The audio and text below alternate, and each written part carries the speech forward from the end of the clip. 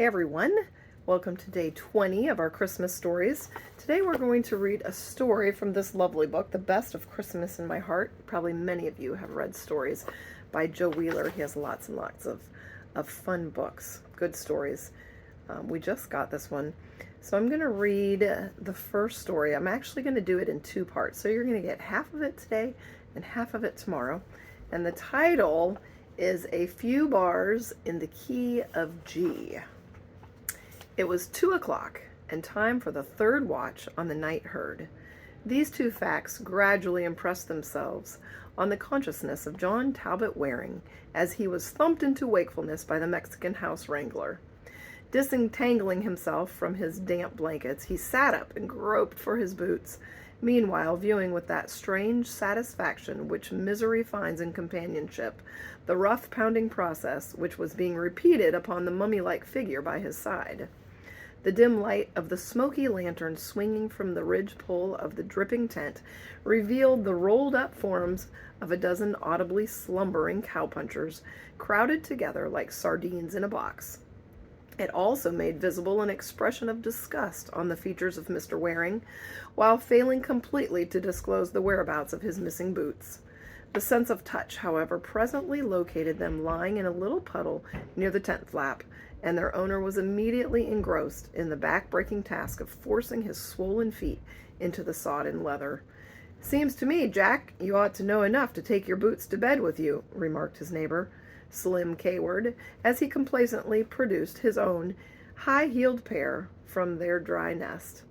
"That morning last week up on the pass, when you had to do a war dance in the snow while they were thawing out, don't seem to have learned you nothing." Waring paused in his struggle long enough to express, in a few well-chosen words, his opinion of boots in general, and his own wet ones in particular. This relief to his feelings seemed to endow him with renewed strength, for after a few more violent contortions, he accomplished his purpose, and unrolling his slicker, which had been serving temporarily as a pillow, enveloped himself in its clammy folds, and followed his tall fellow victim of stern duty out into the drizzling rain. There was a moon above the heavy clouds, but it might as well have been on the other side of the earth for all the assistance it gave in the operation of saddling two of the picketed horses. The herd lay to the north of the camp, and settling reluctantly into their soggy seats, the drowsy riders turned their horses in that direction, trusting to the instincts of the animals to find the cattle. The darkness was intense, and the wiry little beasts were obliged to pick their way cautiously over the rough ground lying between the camp and the spot where the herd had been bedded down for the night. Presently the sound of a hoarse voice, tunefully raised in a dismal minor melody, came faintly to their ears, and as they neared the singer, they became aware that he was entreating the public to take him to the graveyard and place a sod over him, varying the monotony of this request by begging someone to bury him not on the lone prairie. The effect of this mournful music was indescribably gruesome, and Waring found himself wondering with considerable impatience why cowpunchers invariably chose such gloomy themes for their songs, and then set them to the most funereal tunes imaginable. Approaching carefully to avoid startling the cattle, the two riders separated, and relieving the tired watchers, commenced their dreary 3 hours' vigil on opposite sides of the herd. The cattle were unusually quiet, needing little attention, and Waring had ample opportunity to reflect on the disadvantages of a cowpuncher's life as he rode slowly along the edge of the black mass of sleeping animals. The rain dripped from the limp brim of his sombrero and ran in little streams from the skirts of his oilskin coat into his already soaking boots. The chill wind, sweeping down from the mountains, pierced his damp clothes and made him shiver in the saddle. For the 100th time within a week, Waring condemned himself as an unutterable fool for relinquishing the comforts of civilization for this hard life among the rough and dangerous slopes of Colorado. He recalled his arrival on the range 6 months before, a tenderfoot, and the various tribulations he had endured incident to his transformation into a full-fledged cowpuncher. He remembered with a smile the painful surprise occasioned by his first introduction to a pitching horse, Of the hardships and dangers which come to every rider of the range, he had experienced his share and faced them bravely, thereby winning the respect of the rough, lion-hearted men among whom he had cast his lot. But all the weary months had been wasted. He had failed in his object. He could not forget. He was not the first to learn that one cannot escape memory by merely crossing the continent. It even seemed to him that, instead of growing more endurable with time, the soreness in his heart and the sting of regret increased with every passing day. He wondered if she felt the same separation, if she cared. As his thoughts wandered back over the past 2 years, he recalled every incident in their acquaintance as distinctly as though they occurred but yesterday. The day he had first seen her, as she stepped gracefully out beside the piano to sing, at a musical he had attended, the song she had sung, "The hours I spent with thee, dear heart, are as a string of pearls to me." The sweet days which followed, their enjoyment together of symphony, oratorio, and opera, for both being amateurs of no mean ability, they had met and loved upon the common ground of their love of divine harmony. He looked into the blackness of the night, and could see her as she appeared on that wonderful day when they had met at the altar of Trinity Church, and spoken the words that were to bind them together through life. How beautiful she was, and how proud he had been of her as they walked down the aisle and out into the brilliant June sunshine, followed by the grand chords of Mendelssohn's masterpiece. He looked back at their wedding trip as a beautiful dream. The noble mountains of New Hampshire seemed to have been created as a setting for their happiness, the great hotels only to cater to their pleasure. How well he remembered the return to their lovely home as he had prepared for her, and the first dear days within its walls. How happy they had been! How he had loved her! Had loved her! He did love her! That was his sorrow. He realized now that as long as he had his life, his whole heart would be hers alone. And then the shadows had come to their home. He asked himself bitterly why he had not been more patient with her, and made allowance for her high spirits and quick temper.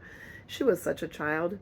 He could see now that he had been to blame many times in their quarrels, when at the time he had sincerely believed himself to be right. Should he go back to her and admit that he was wrong? Never! The memory of that last day was too clear in his mind. The words she had spoken in the heat of her anger had burned themselves into his soul and could not be forgotten. Waring straightened in the saddle, and the hot blood rushed to his face. He wondered now that he had been able to answer her so calmly. He recalled every word that he had said. "Your words convince me that we cannot live together any longer. I will neither forgive nor forget them. I am going away. You are at liberty to sue for a divorce if you care to do so. 3 years, I believe, is the time required to substantiate a plea of desertion." That was all. Without a word, he had left her standing white and motionless in the center of her dainty chamber, and gone from the beautiful home in her white-hot rage to come out here in the wildest spot that he could find in the vain effort to forget. Let's see, where am I? He pulled down the dripping brim of his sombrero to shelter his face from the stinging wind, and resolutely turn his thoughts in another direction. He speculated vaguely of the condition of his considerable property, and wondered indifferently how his agents were managing it. His friends at the club, did they miss him?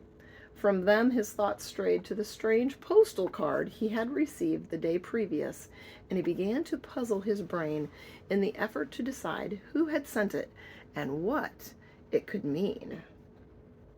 It had been directed in care of his attorney and forwarded by the lawyer to the remote mountain post office where Waring received his mail. It was an ordinary postcard, its peculiarity consisting in the fact that the communication on the back was composed not in words, but in music. 4 measures in the key of G. He had hummed the notes over and over, and though they had a strangely familiar sound, yet he could not place the fragment, nor even determine the composer. His failure to decipher the enigma annoyed him. It was a meaning of that, he was convinced, but what could it be? Who could have sent it? Among his friends were many musicians, Any one of them might have adopted such a method of communication with him. He began to hum the phrase as he rode over and over, around and round the cattle. The wind was dying out, and the rain had ceased. On the eastern mountain tops, a faint rose tint was dimly visible. Another hour of monotonous watching, and then for the hot breakfast beside the campfire.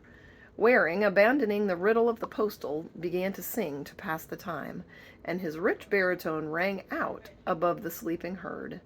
The light stole slowly over the peaks and chased the shadows from the plain. The camp awoke, and the men crawled shivering from the tent. The cook's fire whirled showers of sparks aloft. One by one the cattle stirred, rose, and commenced to grazing. Waring still sang, carelessly passing from snatches of opera to lines of sacred harmony. Suddenly, while in the midst of a passage from one of the great works of a master composer, he stopped short in surprise. He was singing the notes on the postcard. It had come to him like a flash. He tore his coat open and drew the postal card from the inner pocket. There was no mistake. He had solved the mystery. Almost mechanically, he reached for a pencil and wrote the words under the lines of music, added a signature, and gazed long and earnestly, his face a perfect kaleidoscope of changing expressions. Then, with a wild shout, he wheeled his horse and rode furiously to the camp. Pulling up with a jerk that almost lifted the iron-jawed bronco from the ground, he literally hurled himself from the saddle and reached the boss in 2 bounds. "I must be in Denver tonight. I want your best horse, quick." The boss stared at him in astonishment. "Why, man, it's 120 miles. You're crazy." Waring fairly stamped with impatience. "It's only 60 to Empire," he cried, "and I can get the train there. It leaves at 1 o'clock. And I can make it if you will lend me Star. I know he's your pet horse and you never let anyone else ride him, but I tell you, Mr. Coberly, this means everything to me. I simply must get there." Coberly scowled. "You ought to know, Jack, that I won't loan Star, so what's the use of asking? None of the other horses can get there in that time, so you might as well give it up. What in thunder's the matter with you that you're in such a confounded rush?" Waring thought a moment, and then, drawing the boss beyond earshot of the listening cowpunchers, spoke to him rapidly and earnestly, finally handing him the postal card. Coberly scanned it intently, and a change came over his face. When he looked up, it was with an expression of respect mingled with amazement, as he said, "Why didn't you show me this first? Of course you can have the horse. Hi there, some of you old boys, round up the horse and rope Star for Mr. Waring. Jump lively." The men made a mad rush for their saddles, and in an incredibly short time several of them were racing across the plain in the direction of the horses. Waring dove into the tent and began gathering his few possessions. Coberly plunged around outside, giving orders at the top of his voice. "Round up some grub for Mr. Waring, quick! Nick, you get his canteen and fill it with my jug. Fly around now!" A rush of hooves announced the arrival of the horse and his escort just as Waring emerged from the tent with his little bundle. A dozen hands made quick work of saddling, and with a hurried goodbye all around, he swung himself up and astride the magnificent animal and was off on his long ride. He looked back and saw the boys in a group round the boss, who was explaining the cause of his hasty departure. Presently a tremendous yell reached his ears, and he saw hats excitedly thrown into the air. He waved his hand in reply and settled down in the saddle. The long, pacing stride of Coberly's pet covered the ground in a surprising manner, and 8 o'clock found 23 miles beyond his nimble feet, and the Bar Triangle Ranch in sight. A 5-minute stop, and then on across the gently rising country to the station at the foot of the Great Continental Divide 15 miles away. It lacked 20 minutes of 10 o'clock when Waring drew rein in the shadow of the giant peaks that towered above him. He unsaddled and turned the big thoroughbred into the corral. A half-hour's rest would put new life into him. 22 miles to the railroad and nearly 3 hours in which to cover it. It seemed possible, but the great range must be crossed, and Waring knew that the 10 miles of steep climbing to the snowy summit of Burthound Pass meant more than twice that distance on the flat plain. All right, that is where we're going to stop He thinks he knows what those few bars in the key of G mean. There's some secret message, but we're going to find out what that message is tomorrow. I hope you have a wonderful December 20, and I will see you tomorrow for the second half of our story.